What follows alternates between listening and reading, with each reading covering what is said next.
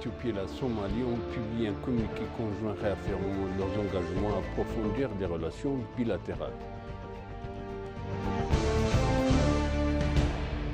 Le président Taye Asselassie a participé au sommet urgent du programme détaillé de développement et de l'agriculture africain au niveau des dirigeants.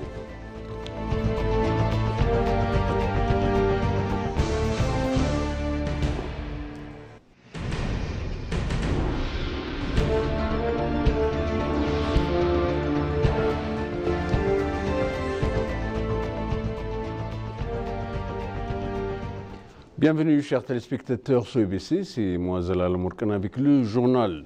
Le président Taye Asselassie a participé au sommet urgent du programme détaillé de développement de l'agriculture africain au niveau des dirigeants. La réunion d'urgence se tient à Kampala, en Ouganda, et à sa troisième journée. Le président de la Commission de l'Union africaine, Moussa Faki Mahamat, le président ougandais, Yoweri Museveni, la commissaire chargée de l'agriculture, du développement rural, de l'économie bleue et du développement durable, l'ambassadrice Josepha Sako, ainsi que d'autres dirigeants de l'Union européenne, des dirigeants africains, des ministres de l'agriculture, des partenaires de développement et d'autres parties prenantes ont assisté au sommet.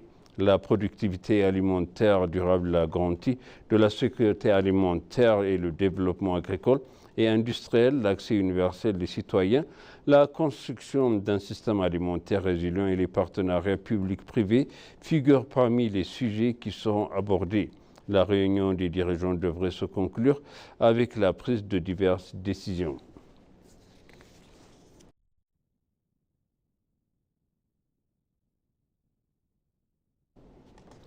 Le Premier ministre Abiy Ahmed a reçu le président somalien Hassan Sheikh Mohamud. Le Premier ministre Abiy Ahmed a accueilli le président somalien Hassan Sheikh Mohamud.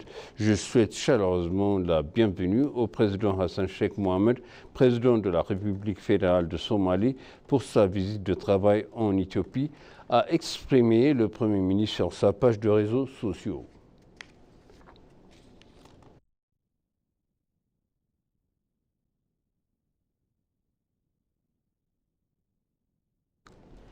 De même, le Premier ministre Abiy Ahmed a chaleureusement reçu le président somalien Hassan Sheikh Mohamud lors d'une visite de travail en Éthiopie. Les deux dirigeants ont publié un communiqué adjoint réaffirmant leurs engagements à approfondir les relations bilatérales ainsi qu'à relever les principaux défis régionaux.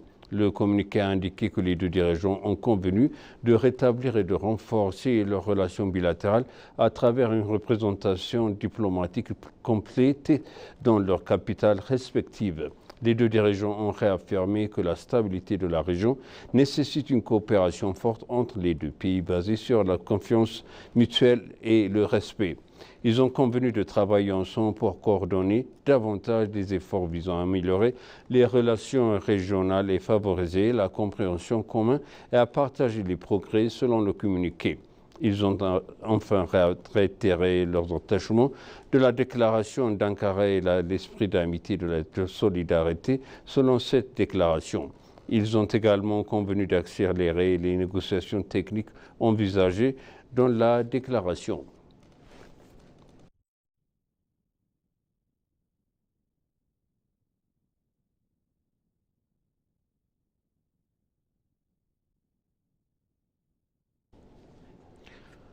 La ministre des Affaires étrangères s'est entretenue avec les ambassadeurs du pays nordiques basés ici à Addis Abeba. L'ambassadeur de Norvège, de Suède et de Finlande ont assisté à la discussion qui a porté sur les questions bilatérales et régionales. Au cours de la discussion, le ministre a noté que l'Éthiopie entretient depuis longtemps des relations politiques, économiques, sociales et interpersonnelles avec les pays nordiques et a dit qu'elle s'efforçait de renforcer et les poursuivre. Gédéon a remercié les pays nordiques pour leur soutien dans le processus de consultation jusqu'à présent. Les ambassadeurs ont également exprimé leur soutien aux efforts de l'Éthiopie pour assurer la paix dans la Corne de l'Afrique, notamment au Soudan et au Somalie, selon les informations obtenues auprès du ministère des Affaires étrangères.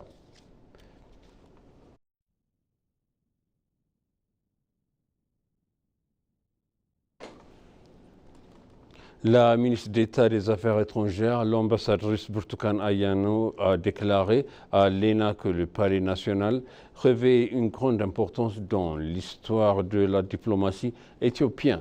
Elle a expliqué qu'avant la rénovation, le bâtiment restait un lieu délabré, impropre à accueillir les chefs d'État et les diplomates, ce qui ternissait la glorieuse histoire diplomatique de l'Éthiopie. L'ambassadrice Burtukan a également rappelé qu'au cours des 2 décennies, des services à divers postes au ministère des Affaires étrangères, certaines parties du palais qu'elle connaissait n'étaient pas adaptées à l'Éthiopie.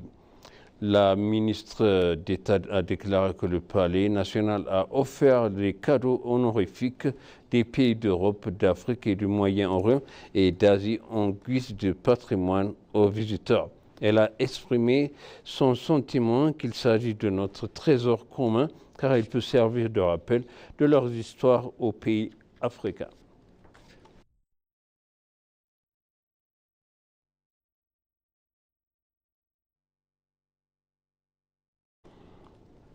Une délégation conduite par Chemelou Sabdissa, président de l'État régional d'Oromia, a visité des projets de développement dans la capitale rwandaise Kigali. Au cours de la visite, la délégation a observé la construction de logements et d'infrastructures de Kigali, l'assainissement urbain et la gestion des déchets, les efforts visant à améliorer l'accès aux services administratifs et la mise en œuvre d'un système de paiement numérique pour les transports publics.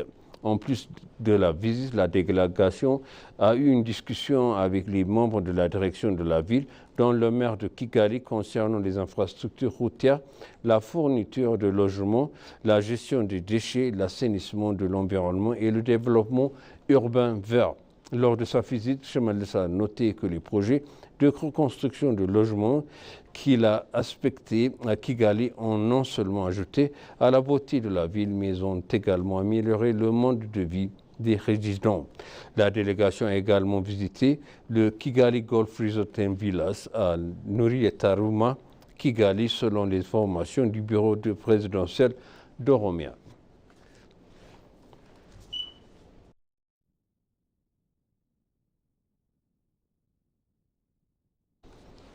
L'administration de la sécurité des réseaux d'information INSA a diplômé les étudiants qu'elle a formés lors de la 33e phase du programme Cyber Talent Summer Camp. Les diplômés sont 237 adolescents et jeunes adultes exceptionnellement talentueux issus de divers domaines. Daniel Gouta, directeur adjoint de l'Institut, a déclaré qu'il est nécessaire de travailler sur les ressources humaines, notamment sur les compétences des jeunes, pour rendre le secteur de la cybersécurité évident.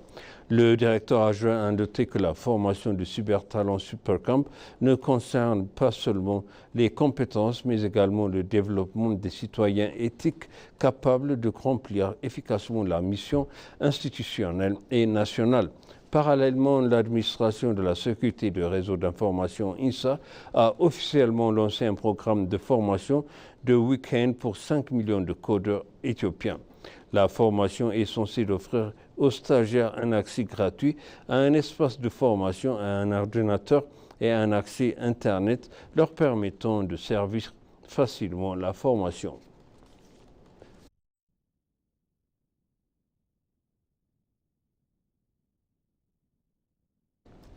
Et pour conclure le journal, la ministre des Revenus, Aïna Alem Nougoussi, a annoncé que 617 milliards de birrs de recettes ont été collectés au cours des 5 derniers mois. Le forum de consultation sur le financement de la planification et les recettes s'est tenu à Djima, s'est concentré sur la collecte des recettes.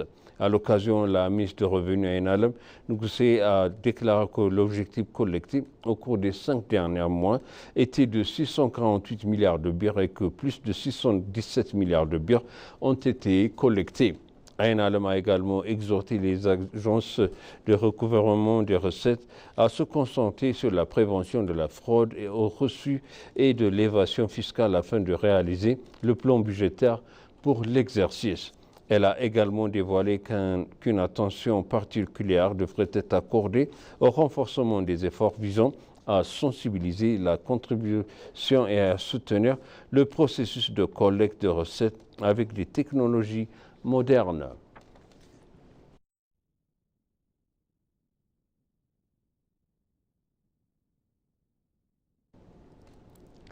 Et maintenant, je répète les titres principaux. L'Éthiopie et la Somalie ont publié un communiqué adjoint réaffirmant leurs engagements pour approfondir les relations bilatérales.